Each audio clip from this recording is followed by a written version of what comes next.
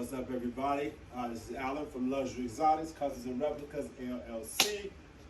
Back with a builder's tip.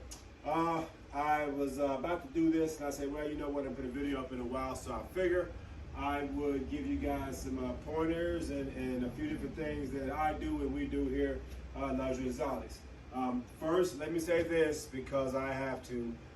We are in no way sponsored by Lamborghini or Bentley, okay? You guys see the banners in the background. We in no way copyright infringe. We are in no way sponsored. We do not copyright infringe on anything Lamborghini and or Bentley. So that's that little disclaimer / disclosure. We don't copyright, we're not endorsed, we're not paid, and we don't do things that would copyright infringe. So this video is for educational purposes, and that's that. And saying that, also, as I always say, there is always a way to do something. There's, a lot of ways to learn stuff. This is just simply one way that I do it and we do it here at the shop. Now, a lot of know-it-alls, and I call you know-it-alls because you know it all. But then again, you really know nothing because we're all trying to learn. So this is one way that I do it. So just to help those out that kind of want to learn, do things a different way. Now, in saying that, this is the Veneno, the Lamborghini Veneno 3D printed front clip. Now, normally when you make your molds, okay, you would gel coat and you prep and this, that, and the other, okay? Well, when doing 3D prints and things of that nature, it's a little bit different, okay? Now, this is what's called finishing matte, or finishing matte, top coat, whatever it may be. That there are several different mats that we use here, depending on the what we're doing. Okay, the Veneno has a lot of grooves and curves and things of that nature. It also has a lot of underhang. Okay, meaning a lot of parts will actually be resined upside down, and then gravity wants to take effect. So what I found is this here matting is pretty porous, which means it allows a lot of resin to kind of get through there. Now, in saying that, this is just what I call my top coat, my base layer. When our mold is done, it would be that big, sturdy, rigid, all that good stuff mold, okay? Once again, this is a 3D part that we're making a mold from, so we can replicate from it. So in saying that, this kind of, as you can see, I have various pieces kind of laid out, okay? When you're about to do a piece, you want to lay out or pre-cut your matting, okay? Now, I will say this. The better your mold, the less work you have to do down the road, okay? But if you resin and make molds and gel coat long enough, there are some things that no matter what you do, down the road, you may run into a problem. You may run into some shrinkage, air holes, whatever the case may be. So, and at the same time too, it's just a little bit of just getting out there and actually kind of doing it, okay? And I've got a bunch of little scrap pieces over there on the side. Reason being, the way that I'm going to do this mold here is kind of simple. What I'm going to do is, I see that there's kind of laid out all over it.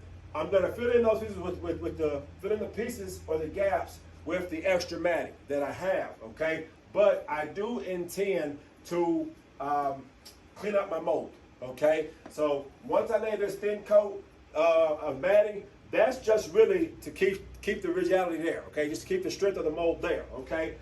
I need to flip the mold over to get the underlining pieces. So instead of actually having my 3D print break on me, just basically do a top mold, okay, of it. It's 3D printed, okay? So it's pretty much just plastic, it's plastic mold, okay? And if anything, I can always start over and do it again if it didn't seem to work out. But sometimes you have to try some things in order for those things to work. I'm gonna turn this heat down because it is good and warm in here, and that is always a good thing. You always want to have a good workspace. Normally, I would do this in my bay, okay? But we have clients' cars in the bay, and some of those cars are really far along, so you would think we're some kind of chop shop or something. You'd be like, oh my God, Alan, you got 8 cars in there, 9 cars, 10 cars, 12 cars. We're not a chop shop, we're replicating shop. So, and we do keep the privacy of all our clients. So anyway, that's that. Once again, this is Alan from Luxury Exotics. This is just the way that I do this. I'm going to show you guys, like I said, kind of pretty much how I make the molds and kind of how we do things to get things started. Once again, this is just a start. This is simply the way that I do it, okay? 100 people are going to want to respond. Well, that ain't how you do it. I really care about your opinion. Doesn't matter to me. I could care less, okay? It's real simple, okay? This is one way that a person could do it, okay? I don't know everything, and I'm always willing to learn. But I don't also waste my time with people that do know it all and all that kind of good stuff. So we're using a pretty good resin here. It's an industrial-based resin, so it does tend to adhere pretty quick. Now, what you're gonna see is as I am laying the mat and wetting it down and laying the mat, you'll see it's actually gonna adhere pretty good, okay? Once I'm gonna speed the video up so you guys can kind of fast forward and watching me lay this whole thing. But I just want to give you guys an idea. So, Alan, what's the builder's tip? Here's the builder's tip. If you have a part that you're gonna make a mold of and it's 3D printed, or you have a part that you're gonna make a mold of and it's gonna have a lot of underlying areas that you need to resin, this is one way to do it. Now, yes, you would want to gel coat your mold. If you're gonna make 100 molds or 100 pulls from that mold, you would want to gel coat it and actually make it a little nicer, okay?